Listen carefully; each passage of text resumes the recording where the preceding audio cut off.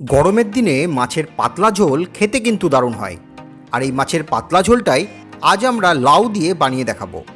স্বাস্থ্যকর কিন্তু দারুণ টেস্টি এই মাছের ঝোলটা কিন্তু আপনারা খুব সহজেই বাড়িতে বানিয়ে নিতে পারেন। নমস্কার, কেমন আছেন সবাই? বাঙালি স্পাইসি কিচেন চ্যানেলের নতুন একটি রেসিপিতে আপনাদের স্বাগত। তো মাছের ঝোলটা বানানোর জন্য প্রথমেই আমরা আলু, পেঁয়াজ আর লাউটাকে কেটে নেব। এবার কাতলা মাছের পিসগুলোতে লবণ আর হলুদ মাখিয়ে মাছগুলোকে ভেজে নেব।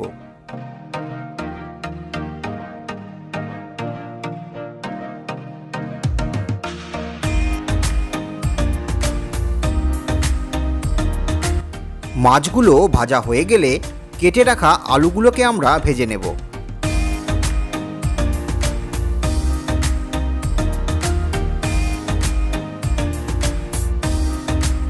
আলুগুলো ভাজা হয়ে গেলে সেই তেলেই দেব সামান্য জিরে ফোড়ন, আর এর সাথেই দেব দুটো তেজপাতা।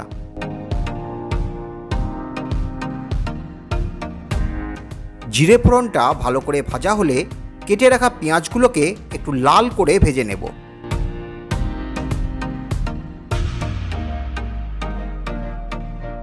পেঁয়াজটা ভালো করে ভাজা হলে দেব বেটে রাখা আদা রসুন বাটাটা। আদা আর রসুনের পেস্টটা দেবার পর কিন্তু খুব ভালো করে কষিয়ে নিতে হবে, যাতে আদা রসুনের কাঁচা গন্ধটা একদমই চলে যায়। এবার একে একে সব মশলাগুলো দিয়ে দেব। প্রথমেই দেব জিরে গুঁড়ো, আর এর সাথেই দেব লাল লঙ্কার গুঁড়ো আর হলুদ গুঁড়ো। যেহেতু আমরা গুঁড়ো মশলা দিয়ে রান্নাটা করছি, তাই এই সময় সামান্য জল দিয়ে মশলাটা কষাবো, তাতে মশলাটা পুড়েও যাবে না, আবার ভালো করে কষেও যাবে।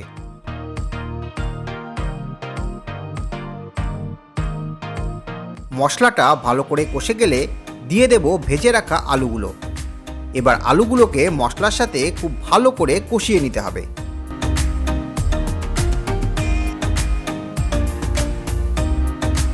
আলুর সাথে মশলাটা কষে গেলে দিয়ে দেব কেটে রাখা লাউগুলো।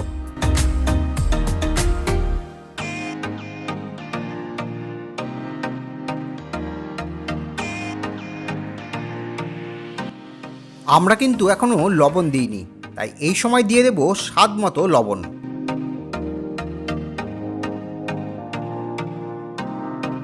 লবণ দেবার পর লাউয়ের সাথে আলু আর বাকি মশলাগুলো আরও কিছুক্ষণ কষিয়ে নেবার পর কড়াইয়ের ঢাকনাটা কিছুক্ষণের জন্য বন্ধ করে দেব।